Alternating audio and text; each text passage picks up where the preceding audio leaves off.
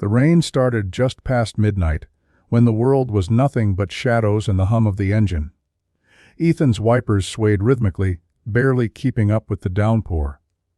He had been driving for 6 straight hours, heading home after visiting his parents 2 states away. The highway was empty, no cars ahead, no lights behind. Just black sky, wet asphalt, and static on the radio. He tried to find a signal, twisting the dial. A brief flicker of music, a woman's voice humming something soft, and then silence. He sighed. Figures. The rain grew heavier, slapping against the windshield like 1,000 tiny hands. His vision narrowed to the glowing stretch of road illuminated by his headlights. The forest on both sides blurred into shifting black walls. That's when he saw her. A figure on the shoulder. A woman standing in the rain. Ethan's heart jumped. He slowed, tires skidding slightly on the wet surface. She didn't move. She stood there motionless, drenched, hair hanging like dark seaweed, clothes clinging to her frame. He rolled the window down a crack. Hey! You okay? The woman lifted her head slowly. Her face was pale, almost gray in the headlights. Her lips trembled, but no words came. Ethan hesitated. Everything in him said keep driving. But guilt tugged at him. What if she was stranded? What if someone had hurt her? He pulled over. The car idled, engine humming nervously. Need a ride? He called out. She nodded. He unlocked the passenger door. The woman climbed in without a word. Water dripped from her hair, pooling on the seat. She smelled faintly of wet soil and something metallic, like rust. Ethan tried to smile. Rough night, huh? She stared ahead, silent. Her hands were folded neatly in her lap, fingers twitching occasionally. After a few minutes of awkward quiet, he spoke again. Where are you headed? She whispered something, too soft to hear. What was that? She turned her head slightly. Her eyes looked wrong. The whites were cloudy, almost yellowed. Home, she murmured. I just need to go home. He nodded. Sure. Where's home? Down the road, she said. You'll see it? The way she said it made his stomach twist. He glanced at the GPS. No towns for another 40 miles. They drove in silence. Rain battered the roof, the rhythmic sound almost hypnotic. Ethan found himself glancing at her reflection in the window. Sometimes she seemed to flicker, as if her image didn't quite match the movement of the car. When he looked directly, she was still again, staring straight ahead. Minutes stretched into miles. Then, without warning, she spoke. You shouldn't have stopped. Ethan gripped the wheel tighter. What? Her voice was clearer now. You shouldn't have stopped. They don't like when you stop. He frowned. Who's they? She turned her head toward him slowly. Rainwater dripped from her chin. You'll see. Lightning flashed, illuminating her face in stark white for just a second. Her skin was cracked, pale like porcelain with dark lines crawling beneath. The car shuddered. The lights flickered. Ethan's pulse pounded. Jesus Christ. He hit the brakes. The tires screeched, the car sliding to a halt. The woman vanished. The passenger seat was empty, just wet fabric. Ethan's chest heaved. He looked around, heart racing. Rain hammered against the glass. Then, something moved in the rearview mirror. A shape standing in the middle of the road behind him. The woman, her head tilted slightly, hair whipping in the wind. She was closer now. Ethan's breath came in ragged gasps. He slammed the car into drive, tires spinning as he tore down the highway. But the headlights caught something ahead. The same woman, standing again, in front of the car. He swerved violently, the vehicle spinning off the road into the mud. The world turned upside down. The crash came like a scream of metal. When he woke, the rain had stopped. His car was upside down in a ditch. The windshield was cracked but intact. He crawled out, blood trickling down his temple, and there she was, standing beside the wreckage, smiling faintly. Home, she whispered again. You're almost home. The next morning, a passing trucker found the car. No driver. Nobody. Just a woman's soaking, wet dress folded neatly on the passenger seat. Have you ever noticed how silence isn't really silent when you're alone on the road? There's always something humming in the distance. The low static of a faraway radio signal, the wind rushing past your window, Or maybe whispers that come through the static when you turn the dial just right. That's where I come in. People think I'm some radio host telling stories to night drivers, keeping them company while they cross dark miles. Maybe I am. Maybe I'm just the echo of those who never made it to where they were going. But the road, it remembers. It carries the stories of those who vanish, leaving only skid marks and tire smoke as proof they were ever here. You've already heard about Ethan and the woman who waited for him in the rain. But there are others, travelers who didn't know they were being followed until it was too late.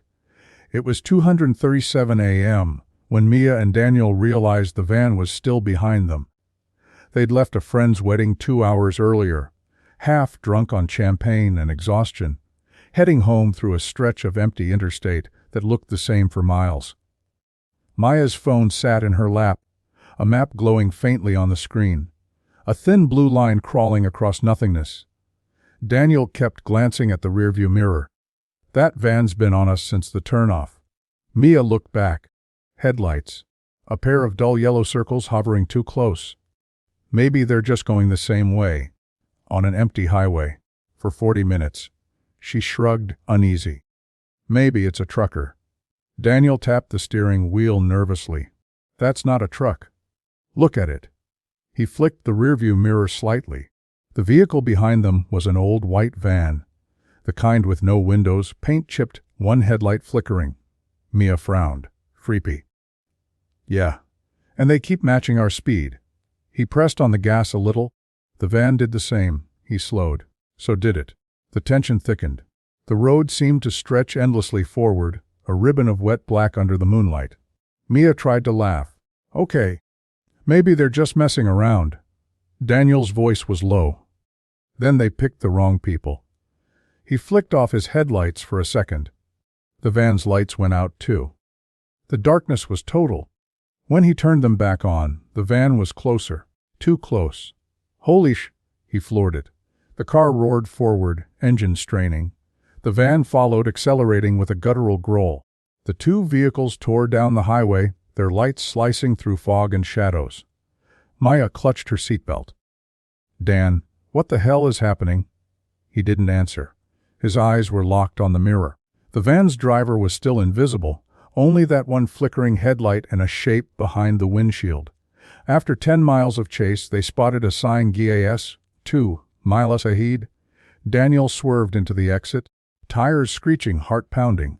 The van followed for a moment, then, suddenly, it stopped. Its lights flickered twice, then went dark. Daniel pulled into the gas station empty. No attendant, no other cars. Just buzzing lights and the hum of a vending machine. Mia got out, pacing, trying to calm her breathing. We should call the cops. Daniel nodded, pulling out his phone. No signal. He looked toward the road. The van was gone. For a long minute, neither of them spoke. Then Mia froze. Dan, look. Across the lot. On the other side of the gas station, stood the white van. No lights, no sound. Just there. The engine wasn't running, but something moved behind the windshield. Daniel felt the air turn cold. His voice shook. Get in the car. They jumped back into the vehicle, locking the doors. Daniel tried the ignition. Nothing. He turned the key again. Click. Again. Click. Mia's breathing grew sharp and fast. Why isn't it starting? Daniel slammed the dashboard. I don't know. The headlights of the van flickered on, that same one-eyed glare. It began to roll forward, slowly. The gas station lights above them started to dim, one by one, until the world fell into shadow. The van kept moving closer, tires crunching the gravel. Mia screamed, Dan, Dio, Samatai. He turned the key one last time. The car roared to life. They shot out of the lot, gravel flying. The van's lights following for a few seconds before fading into black. They didn't stop until they reached a motel 10 miles down the road. Mia refused to sleep. She sat by the window, staring into the night. What was that? Daniel didn't answer. But in the morning, when they went outside, there was something waiting on the windshield. A piece of paper, written in shaky, black marker, Wo Dorov Tofar. Mia looked around. No sign of the van. No tire tracks.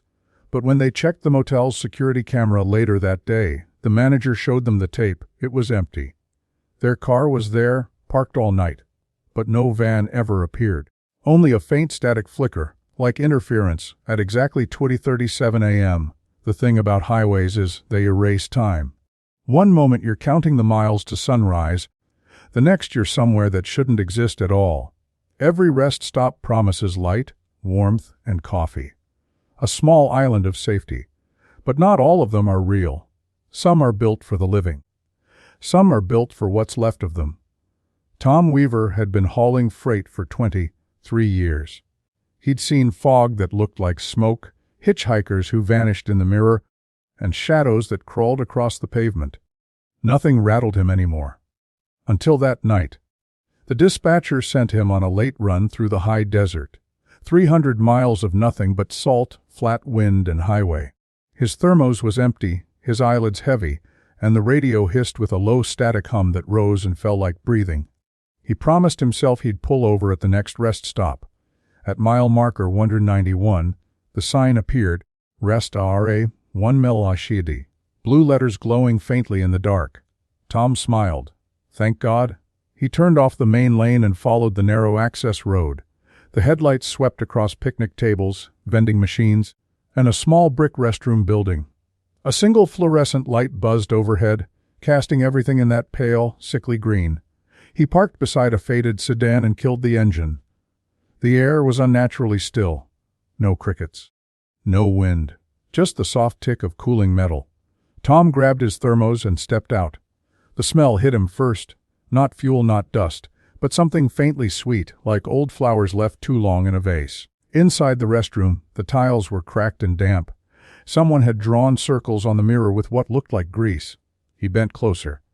The writing formed words do and slupsre. He chuckled uneasily. Probably kids. Still, the message wormed under his skin. Back outside, he decided to refill his coffee. The vending machine flickered to life with a clatter when he fed it coins. The cup dropped. Steam rose. Then he noticed it. The sedan he'd parked beside was gone. Not leaving, not pulling away, simply gone. No engine noise, no tire marks, just an empty space where it had been. He scanned the lot. Still empty. A single paper cup rolled across the concrete, caught in a gust that hadn't existed a second ago. Tom climbed back into his rig, uneasy now. He turned the key. Nothing. Dead. He tried again. Silence. The fluorescent light above the restroom began to flicker rapidly, stuttering like a heartbeat. He reached for his CB radio. Static, then a voice cut through, faint but clear. You shouldn't stop here.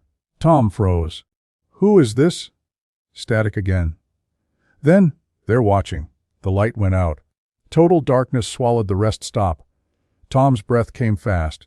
He fumbled for his flashlight and swung it toward the building. The beam caught movement.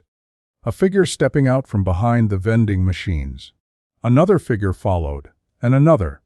Their faces were pale, almost translucent, eyes reflecting like glass marbles in the beam. They walked slowly, feet not quite touching the ground. Tom hit the horn. No sound. He tried the ignition again. The engine roared to life on the third try. He threw the truck into gear, flooring the pedal. The tires screamed as he tore down the access road, back toward the highway. When he finally reached the main lane, the mirrors showed nothing but dust behind him. No lights, no rest stop. Just empty desert stretching forever. He didn't stop again until sunrise. Later that day, he told another trucker about the experience. The man frowned. There hasn't been a rest area at mile 191 in 20 years. Got torn down after a fire. Whole family burned inside one of the bathrooms. Tom went pale. He checked his cab later. The vending machine coffee cup was still sitting in the holder, filled halfway with dark liquid. When he poured it out, the cup bore faint letters scrawled in grease pencil takak rafar sto png. The further you drive, the thinner the air gets. Voices turn to whispers. Signs fade to nothing. Somewhere out there is a road that doesn't appear on any map. It pulls people in like a riptide under black glass. They call it the Black Highway. I've heard its name over CB radios, in truck stops, in police reports that never made the news. Those who find it don't usually make it back, and the few who do come back different. Alex and Jenna were the kind of couple who always needed shortcuts. They trusted their GPS more than their instincts, and it had never failed them until that night. They were driving from Las Vegas to a small desert town 2 hours east, cutting through the Nevada backroads to save time. The sun had gone down hours ago, leaving only the pale hum of the dashboard lights and the dull voice of the GPS guiding them through an endless stretch of dark. "Turn right in 1 mile," the GPS said in its calm, synthetic tone. Alex squinted through the windshield. "I don't see a turn." "It's there," Jenna muttered, scrolling her phone. "It says this route saves 20 minutes. "Yeah, and maybe land us in a ditch." Still, when the turn appeared, a narrow strip of asphalt disappearing between low hills, he took it. The GPS recalculated. Continue for 40 miles. The road was smooth, darker than the rest, as if freshly paved. No markings, no lights, just a black ribbon cutting through empty desert. After a few minutes, Alex frowned. "This road feels weird." Jenna looked up. "What do you mean?" "Like, it doesn't sound right." "Hear it." She listened.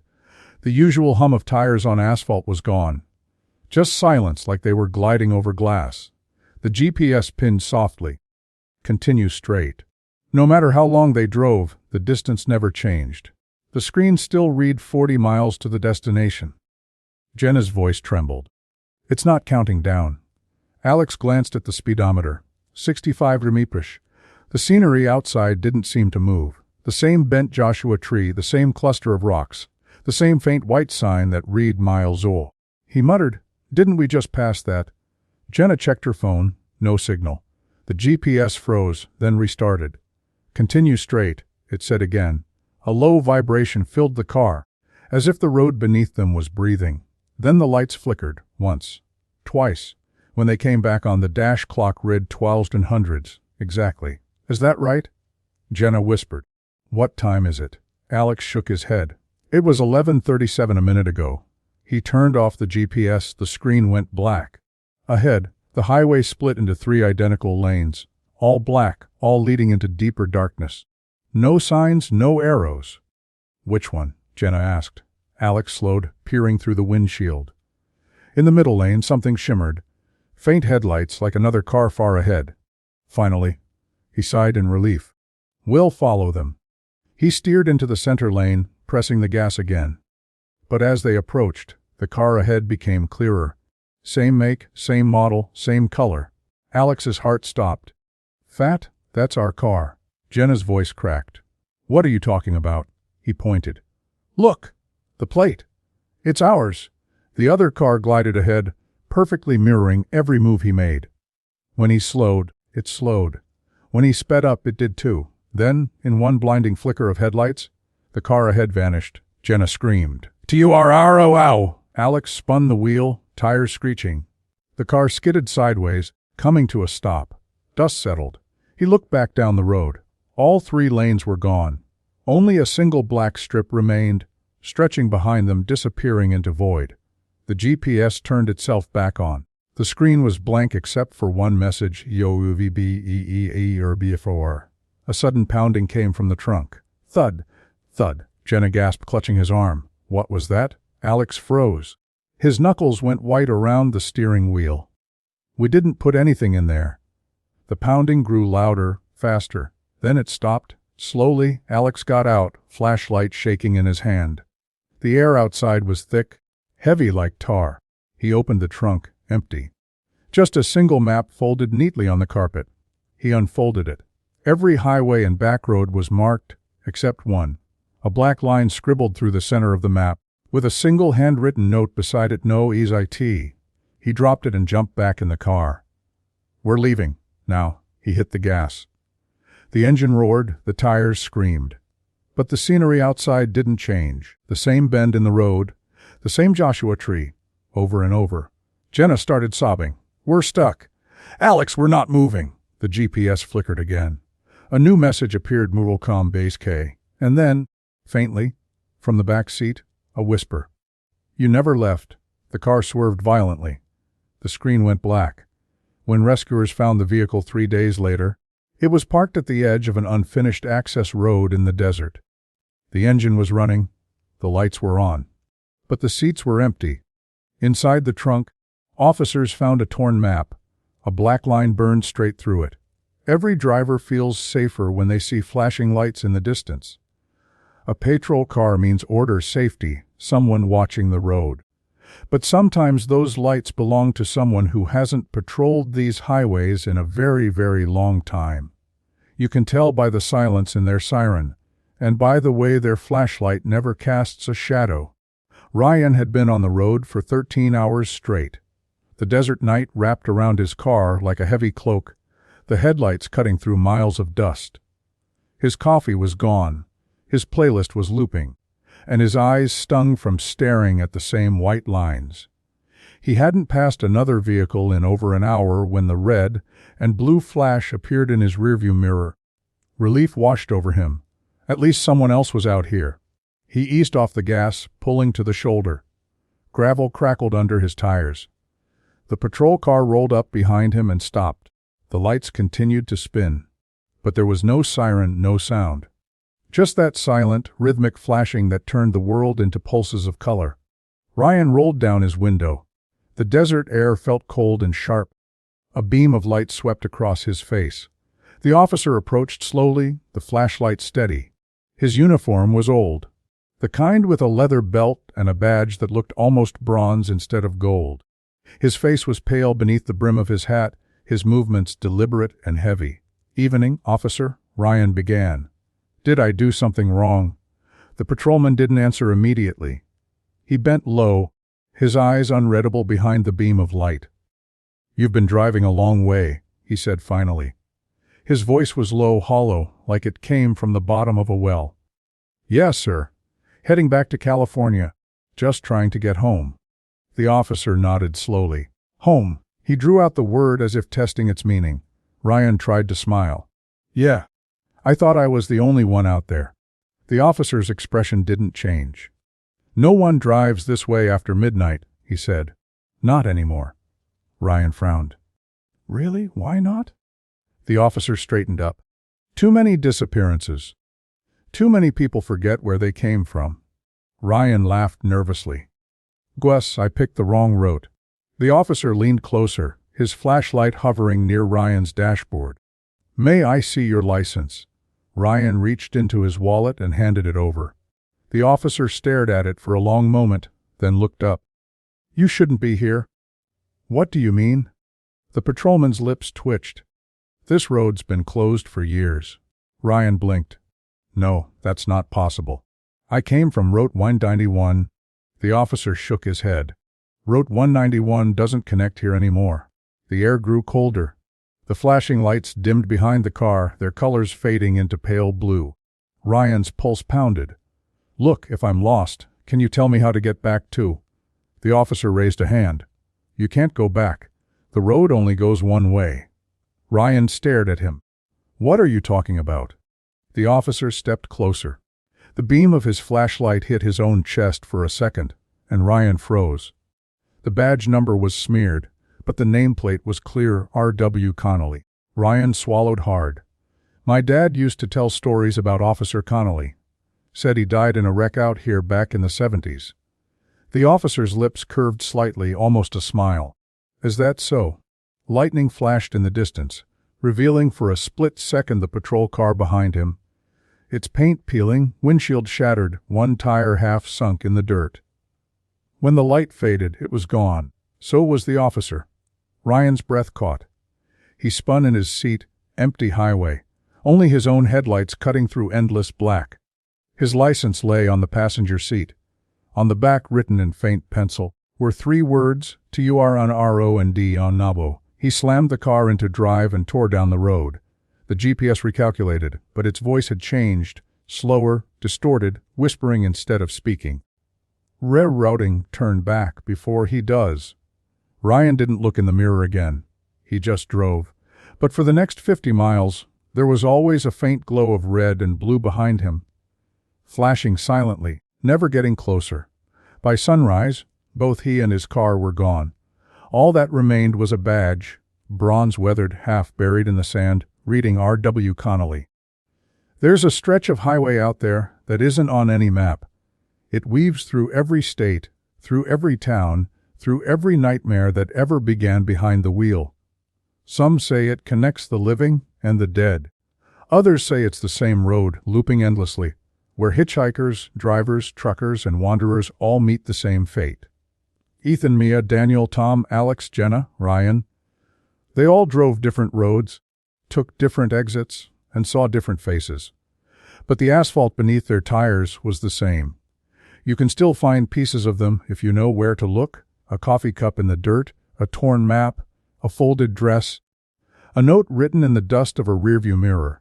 And if you drive long enough, if you keep going past the last gas station and into the dark where the GPS goes silent, you'll see the faint flicker of headlights in your mirror, maybe a patrol car, maybe a van, maybe your own.